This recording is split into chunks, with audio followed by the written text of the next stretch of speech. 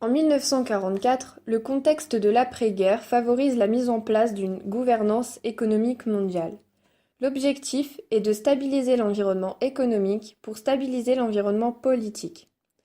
Le nouveau système de Bretton Woods cherche à stabiliser l'environnement monétaire avec notamment le contrôle des masses monétaires et la convertibilité hors de l'art. La nouvelle gouvernance s'articule autour de trois organes, le FMI, la Banque mondiale et le GATT. Cependant, cette gouvernance est limitée car fondée sur l'hégémonie des États-Unis. Il y a un rejet du monde soviétique et une réticence du tiers-monde. Les années 70 montrent l'incapacité de Bretton Woods à juguler des formes d'instabilité, avec les chocs pétroliers, la guerre du Vietnam. Une période de dérégulation s'ouvre, incarnée par les leaders du néolibéralisme.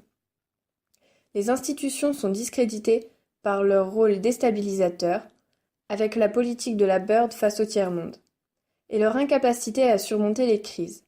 De nouveaux modes de gouvernance s'imposent, avec la politique des clubs. Après l'effondrement du communisme, la gouvernance libérale s'étend à une échelle véritablement mondiale, et les institutions internationales ont toutes adopté son idéologie, le consensus de Washington. La crise de 2008 rappelle aux yeux de nombreux acteurs la nécessité d'un retour à plus de régulation. Elle ne parvient pas à se mettre réellement en place. Les accords de Bretton Woods II marquent comme seul réel changement l'élargissement géographique de cette gouvernance économique et la prise en compte d'une nouvelle hiérarchie des puissances.